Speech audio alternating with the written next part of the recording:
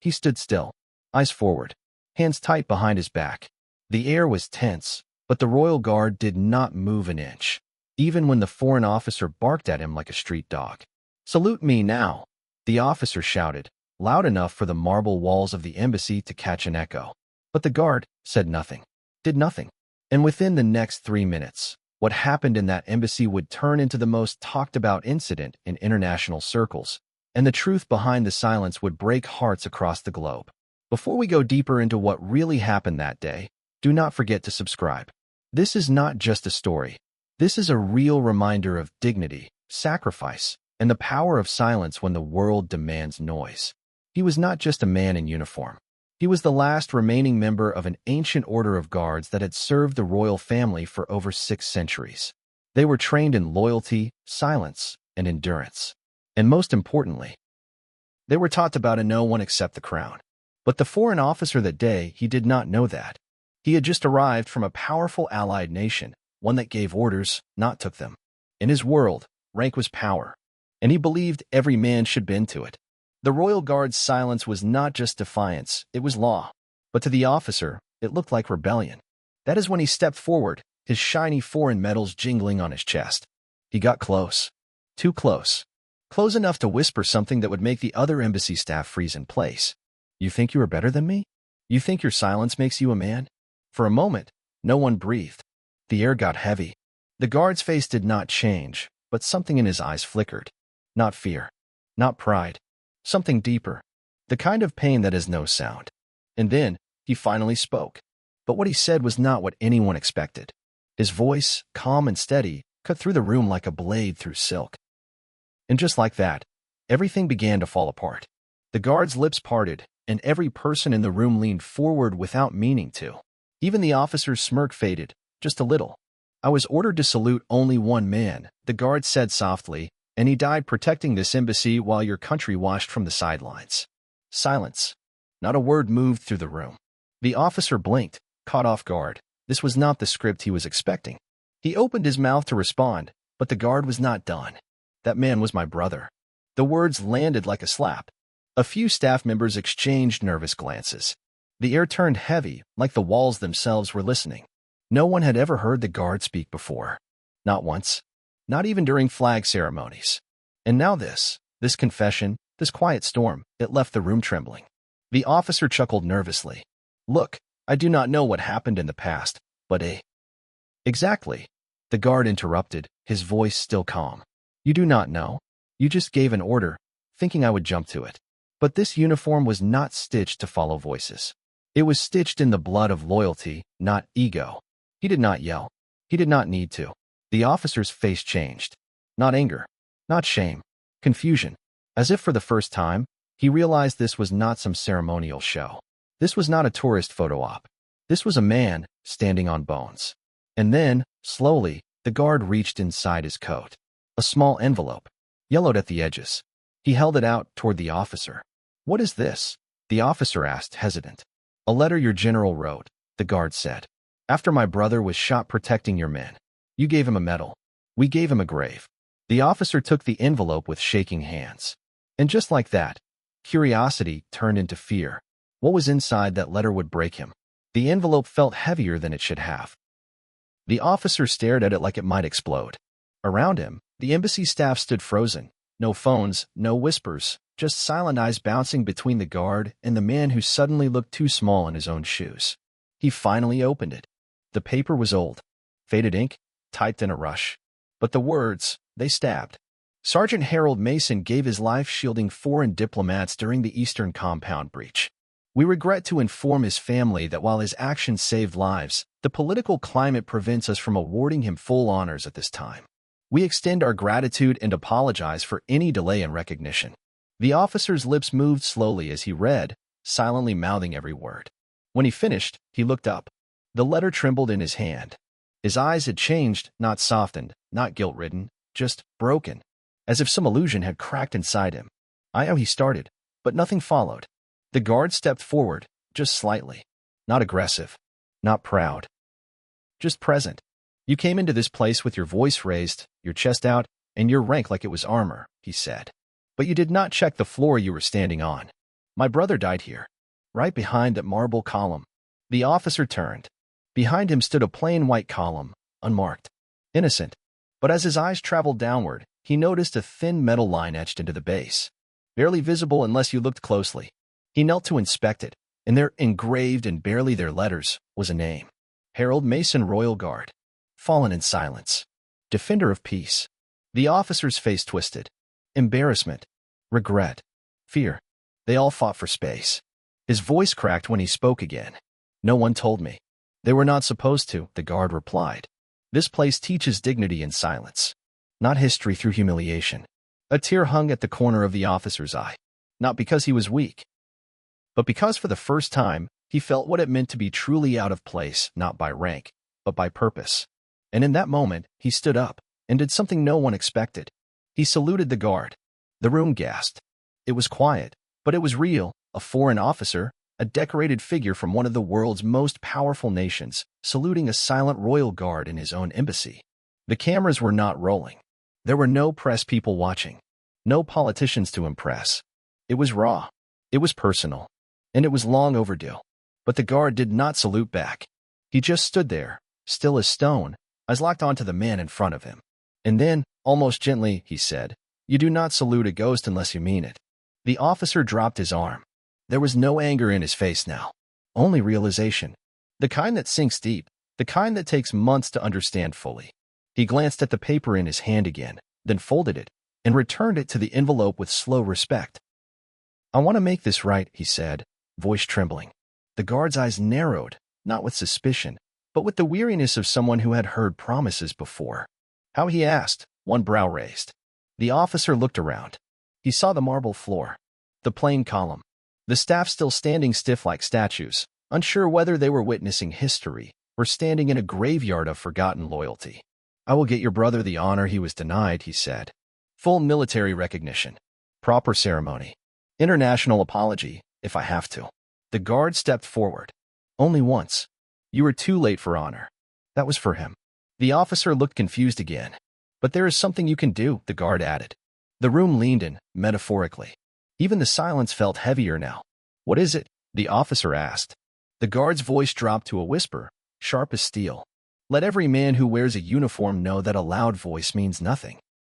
Loyalty does not march to ego. It listens to pain. If you want to honor him, teach your men that silence is not weakness. It is strength, trained not to scream." And for a moment, the foreign officer could not speak. Not because he had no answer, because he had no right to one. The air grew still. The embassy, once echoing with commands and chatter, now felt more like a sanctuary than a political post. The officer lowered his head, not out of shame, but in respect. The kind of respect that could not be ordered, only earned. "I will remember this," he said quietly. "No," the guard replied. "You will not. Not unless it costs you something." That sentence landed like a punch to the chest. The foreign officer looked up again, this time with something new in his eyes. Guilt had turned to reflection. Pride had begun to melt into humility. He stood there, unsure of what to say, unsure of how to stand at all in the presence of a man who never raised his voice but moved the earth under his feet. Suddenly, a young aide from the embassy stepped forward. Barely out of his 20s, his voice cracked when he spoke. "Sir, if I may, I had no idea this column meant something. I have walked past it every day." His voice caught. "I am sorry." The guard looked at him, and this time, he nodded. "It is not your fault," he said. "But it is your responsibility now." The aide swallowed hard. That sentence hit deeper than any reprimand. Because responsibility lives longer than guilt. The officer turned to the embassy staff. "From this day forward, this will be recognized as a memorial site," he said. "Every new diplomat, every officer, every visitor, they will know the name Harold Mason." There was a long pause. The guard gave one small nod. But just when it seemed like the story had ended, the officer looked again at the guard, eyes narrowing slightly. "You said he was the last man you were ordered to salute. What did you mean by that?" The guard went quiet. And then, without blinking, he said something that no one in that room would ever forget. "He was not just my brother. He was my commander. I gave up rank to serve under him in silence. After he died, I swore I would never raise my hand again unless I saw his spirit in the man standing before me." The room fell into a silence so deep You could hear breath shaking. And the foreign officer knew instantly he had not earned that salute. The officer's shoulders dropped, and for the first time since he entered that embassy, he looked small. Not weak, just human. The kind of human who had finally come face to face with something bigger than himself. Not a gun, not a threat, but truth. Pure, unshakable truth. I do not deserve your respect, he said, voice low. But I will earn it. Not with medals, not with speeches. I will make sure your brother is remembered beyond this embassy. His name will not be whispered anymore. It will be spoken with honor. The guard did not smile. He did not nod.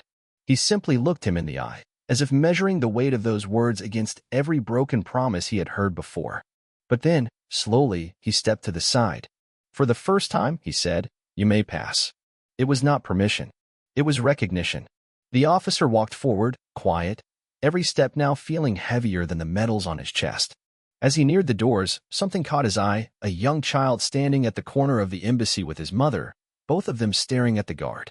The boy pointed, "Mama, why does he not move like the others?" His mother whispered back, "Because some people guard more than doors. They guard stories." The officer heard that, and it broke something inside him in the best way. Outside, the sun was starting to set, casting long shadows across the embassy walls. But inside, something had already changed. The silence that once felt cold now felt sacred. The same marble floor where blood had once spilled now carried a different weight, memory, meaning. As the foreign officer reached the gates, he turned back one last time. The guard was still there, still silent, still unmoved, but somehow standing taller than anyone he had ever known. The embassy gates closed behind the officer, but the weight of what had just happened clung to him like armor made of memory. He did not head straight to his car.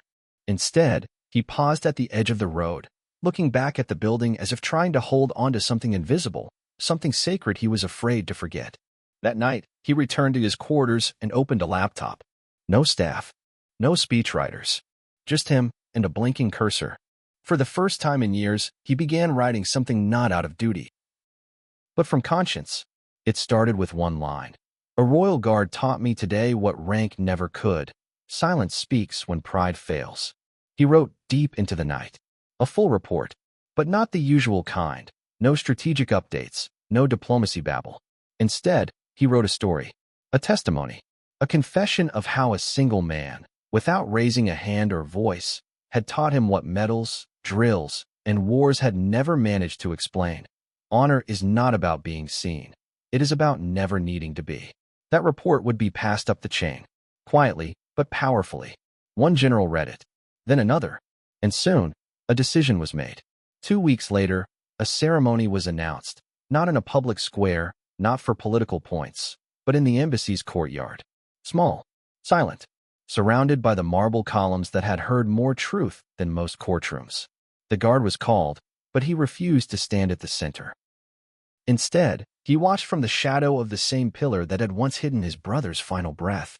As a plaque was placed beneath it, the boy who once asked, "Why does he not move?" stood beside his mother again, this time holding a small bouquet of white roses.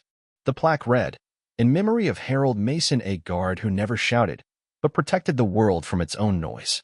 The ceremony ended without applause. Just silence. The kind of silence that meant everything had finally been said.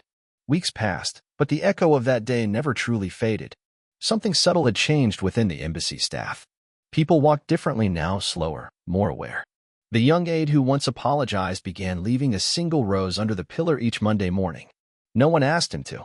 No one ever mentioned it. But the gesture lived on. As for the guard, he remained as he always had.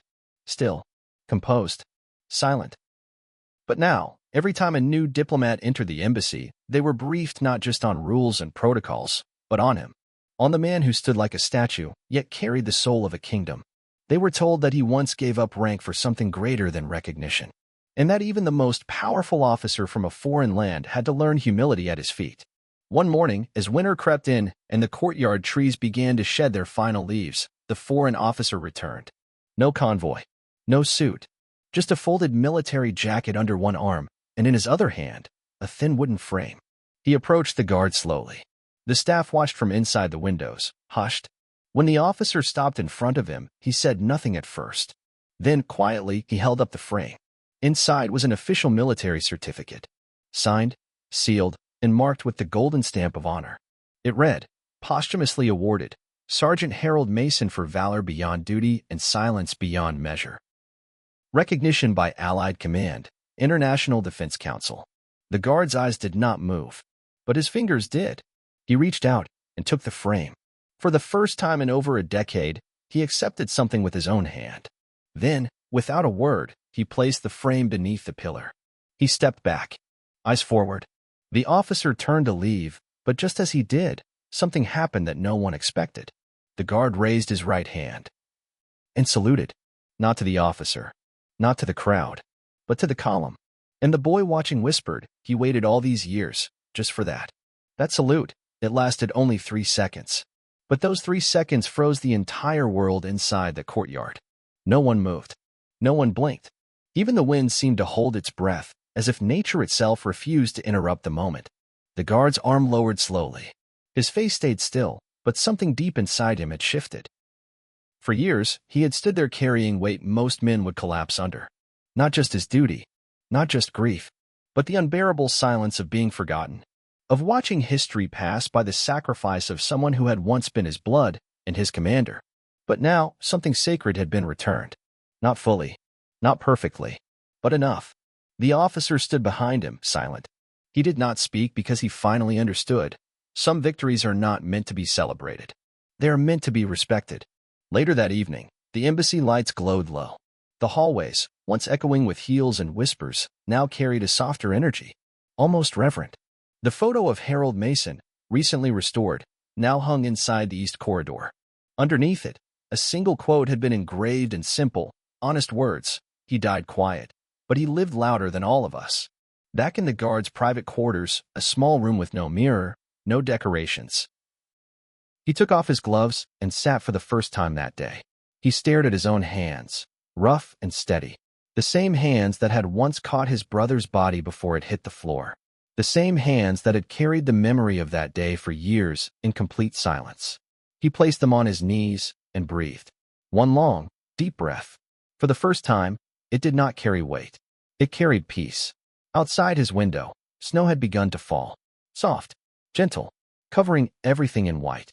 And as the embassy lights dimmed, a single lantern remained glowing above the pillar outside, burning not just for Harold Mason, but for every silent guard who ever stood tall in the shadow of forgotten valor. Years passed. Ambassadors came and went. Policies shifted. Flags changed. But the pillar, it remained. Untouched. Unspoken. Sacred. Every now and then, someone new would ask, who was he? The one they talk about in hushed tones? And someone older, someone who remembered, would simply reply, he was the kind of man you salute, even if you do not know why. The guard grew older too. Slower. But he never missed a day. Rain. Snow. Political tension. It did not matter. His post was not a job. It was a promise. And then, one spring morning, he was gone. No announcement. No parade. Just an empty space where dignity used to stand. But in his place, a bronze statue appeared months later. No inscription. Just a figure, hand behind his back, eyes forward, facing the pillar. Silent. Eternal. People still visit that spot. They say it feels different from the rest of the embassy. Still. Heavy. Holy. Because stories like his do not end. They echo. Through every salute. Through every silence. Through every generation that learns the meaning of honor, not through words, but through the quiet courage of standing still when the world demands you kneel. Military Medal. If this story moved you, take a moment to subscribe. Not for the algorithm, but for the forgotten heroes. The ones who never asked to be remembered, but deserve to be. Because silence is not weakness. Sometimes, it is the loudest thing in the room.